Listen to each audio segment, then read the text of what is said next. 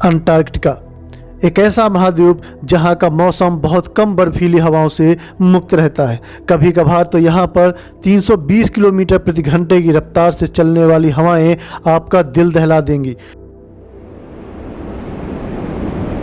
इस महाद्वीप में लगभग 2000 वर्ग किलोमीटर ही खुली ज़मीन होती है जिसमें बर्फ़ आपको देखने को नहीं मिलती। साल में केवल 20 दिन ही ऐसे होते हैं जिसमें तापमान शून्य से ऊपर रहता है। पृथ्वी की सतह में सबसे न्यूनतम तापमान भी अंटार्कटिका महाद्वीप में ही पाया जाता है। सोवियत रूस द्वारा 24 अगस्त 1960 को यहाँ पर -88.3 डिग्री सेल्सियस के आसपास तापमान मापा गया। इतने कम तापमान में भी वहाँ के स्थानीय निवासी कैसे जिंदा रहते हैं और इतनी ठंडी जगह होने के बावजूद भी वैज्ञानिक वहाँ क्या करने जाते हैं, आइए जानते हैं आज के वीडियो में। और अगर चैनल में नए हैं, चैनल को सब्सक्राइब नहीं किया तो चैनल को सब्सक्राइब करना ना भूलें। अंटार्कटिका संसार के सभी 7 महाद्वीपों में सबसे ठंडा है, जिसका कारण चारों ओर से जल से घिरा होना भी है। तूफान और बर्फीले पहाड़ यहाँ आम बात होती है। पेड़ पौधे कम होने के कारण यहाँ बहुत कम वर्षा होती है, इसलिए इसे ठंडा रेगिस्तान भी कहा जाता है। यहाँ की औसत वार्षिक वृष्टि मात्र 200 मिलीमीटर के आसपास है। यहाँ पर जो वर्षा होती भी है वह कम तापमान की वजह से तुरंत बर्फ बन जाती है। यहाँ बहुत ही गिने चुने लोग ही अपने पूर्ण प्रबंध के साथ अस्थायी रूप से निवास करने के लिए आते हैं, जबकि यहाँ पर कोई भी मूल निवासी नहीं पाया जाता।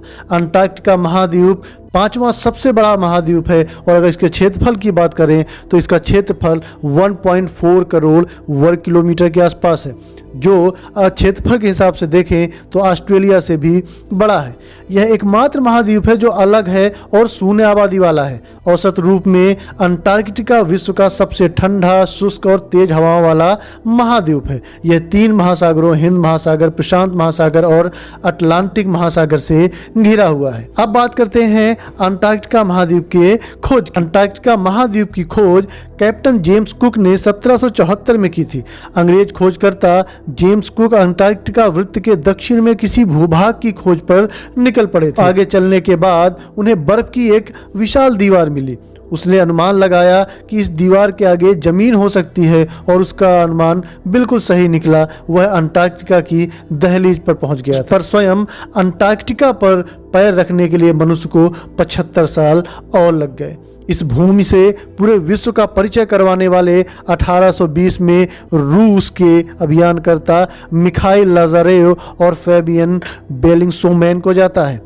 अंटार्कटिका महाद्वीप दक्षिणी ध्रुव के चारों ओर स्थित है, इसलिए यह हमेशा बर्फ की मोटी परत से ढका रहता है। यह सबसे ठंडा महाद्वीप है, इसलिए यहाँ पर स्थायी रूप से मानव निवास नहीं करते। केवल कुछ वैज्ञानिक अनुसंधान करने के लिए यहाँ आते हैं। सन 1960 में अंटार्कटिका महाद्वीप पर जाने वाले प्रथम भारतीय डॉक्टर गिरिराज सिंह सिरोही थे। उनके नाम पर यहाँ पर एक स्थान का नाम सिरोही पॉइंट भी रखा गया है। यहाँ पर कई देशों के शोध केंद्र स्थित हैं।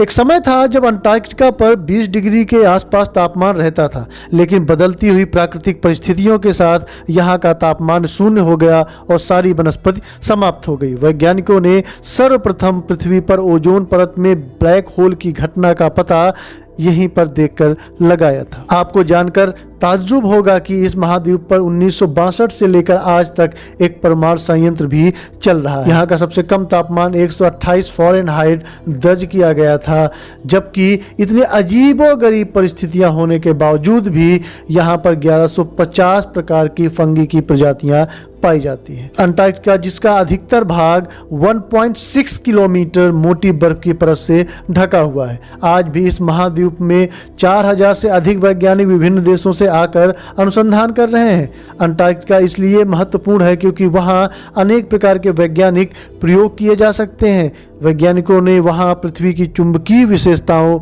मौसम, सागरीय हलचलों, जीवों पर सौर विकिरण के प्रभाव तथा भूगर्भ विज्ञान से जानकारी से संबंधित अनेक प्रयोग किए हैं। भारत सहित अनेक देशों ने अंटार्कटिका में स्थायी वैज्ञानिक केंद्र स्थापित किए हैं। इन देशों में शामिल हैं China, Brazil, Argentina, Poland, Italy, America, रूस और भी कई देश हैं जो शामिल हैं। 1959 में 12 देशों ने अंटार्कटिका संधि में हस्ताक्षर करके इस महाद्वीप को सैनिक गतिविधियों और खनन से मुक्त रखने का निर्णय लिया था। अब इस संधि में 46 देशों ने हस्ताक्षर कर दिए हैं। भारत द्वारा स्थापित प्रथम पड़ाव था दक्षिण गंगोत्री। जब यह पड़ाव पानी के नीचे आ गया तो मैत्री नामक दूसरा पड़ाव 1980 के दशक में स्थापित किया गया। बता दें कि अंटार्कटिका महाद्वीप पर इंसानों की बस्तियां या तो हैं नहीं और या फिर हैं भी तो वह बहुत कम है, जो कि वैज्ञानिकों के अनुसंधान केंद्र है, जिसका एक सबसे प्रमुख कारण है कि अभी तक किसी भी देश ने अंटार्कटिका महाद्वीप पर अपना दावा नहीं ठोका है। हालांकि कुछ विद्वानों के अनुसार यह स्थिति आगे भी बनी रहेगी, इसकी कोई गारंटी नहीं है, क्योंकि हो सकता है जैसे जैसे इंसानों की आबादी बढ़ेगी, उनके रहने के लिए ज़मीनें कम पड़ेंगी, वैसे वैसे किसी नए देश के लोग यहाँ पर आकर अपने प्रभुत्व का दावा ठोक दे। इसके अलावा अगर किसी भी प्रकार से अंटार्कटिका महाद्वीप पर किसी भी देश को यह जानकारी प्राप्त हो जाती है कि वहां पर पेट्रोल, खनिज, सोने वगैरह के भंडार हैं, तो निश्चित तौर पर इस पर कब्जा करने के लिए विभिन्न देशों के बीच में होड़ मच जाएगी। तो इस सिचुएशन में इस महाद्वीप का बहुत दिनों तक तटस्थ रह पाना मुश्किल लग रहा है। इसके अलावा कई विद्वानों ने इस चिंता को भी व्यक्त किया है कि पृथ्वी के गर्म होने के कारण अंटार्कटिका महाद्वीप की बर्फ काफ़ी जल्दी पिघल रही है। ऐसे में अगर भविष्य में कभी यह एरिया बर्फ मुक्त हो जाता है तो धीरे धीरे यह स्थान इंसानों के रहने के लायक हो सकता है। ऐसी अवस्था में यहाँ पर मनुष्यों का आना जाना होगा, जिसके कारण यहाँ पर पर्यटन उद्योग को भी बढ़ावा मिलेगा और जैसे जैसे इंसान यहाँ आना शुरू करेंगे वैसे वैसे इस ज़मीन में कब्जा करने की होड़ विभिन्न देशों द्वारा की जाएगी। आइए अब बात करते हैं यहाँ की वनस्पति और पशुओं की। अंटार्कटिका महाद्वीप में विभिन्न प्रकार के पशुओं की भरमार है, जिनके नाम बिल्कुल अजीबोगरीब है, जमीन में पाए जाने वाले जानवरों के नामों से बिल्कुल अलग हैं। इसके अलावा यहाँ काफ़ी बड़े पैमाने पर छोटी छोटी वनस्पतियाँ भी पाई जाती हैं। अभी तक की प्राप्त जानकारी के अनुसार तकरीबन 15 प्रकार से भी अधिक के पौधे इस महाद्वीप में मिले हुए हैं, जिनमें से 3 पौधे तो ऐसे हैं जो मीठे पानी में उगते हैं, बाकी अन्य पौधे हैं जो जमीन पर प्राप्त होते हैं। इस महाद्वीप पर बड़ी बड़ी व्हेल मछलियां भी पाई जाती हैं। अंटार्कटिका के तटों के पास बिना दांत वाली व्हेल मछलियां काफ़ी मात्रा में पाई जाती हैं। इसके साथ ही सील नाम का एक प्राणी भी यहाँ पाया जाता है और पेंगुइन पक्षी जो कि यहाँ पर बहुतायत से पाए जाते हैं, जिनको किंग पेंगुइन पक्षी के नाम से जाना जाता है, क्योंकि यह पक्षी सामान्य पेंगुइन पक्षी से आकार में थोड़े बड़े होते हैं। इसके साथ ही आपको बता दें कि दुनिया में जितनी भी मछलियाँ प्राप्त होती हैं उनमें से करीब 11 प्रकार की मछलियों की प्रजातियाँ यहाँ पर मिलती हैं।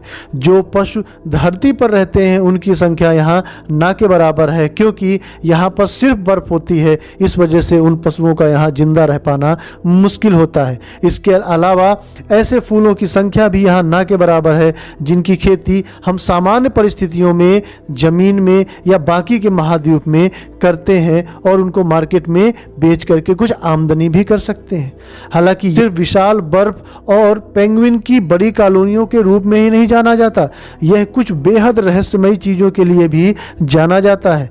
अंटार्कटिका का ब्लड रेड फॉल्स शायद उन सभी में सबसे विचित्र है। यह भयावह नज़ारा दरअसल खारे पानी का एक बड़ा फॉल है जो बर्फ से निकलकर बोननी झील में गिरता है। खारे पानी का खून जैसा लाल रंग पानी में निहित आयरन ऑक्साइड की अधिकता की मात्रा के कारण होता है। अंटार्कटिका में शाकाहारी प्राणी अत्यंत दुर्लभ है, जिसका प्रमुख कारण है वनस्पति के नाम पर यहाँ पर सिर्फ लाइकेन और काई आदि आदिम पौधों की कुछ जातियाँ और केवल 2 प्रकार के फूलधारी पौधे ही मौजूद हैं, जिसकी वजह से यहाँ पर शाकाहारी जंतुओं का जीवित रह पाना मुश्किल है। सदियों से अंटार्कटिका प्रदूषण के खतरे से मुक्त रहा है, पर जैसे जैसे वहाँ पर वैज्ञानिकों ने अनुसंधान करने के लिए अपनी बस्तियाँ बनानी शुरू की, वहाँ पर आपको बर्फ में DDT, प्लास्टिक और कागज के टुकड़े भी मिले हैं, जो कि वहाँ पर वैज्ञानिक शिविरों द्वारा पैदा किए गए हैं।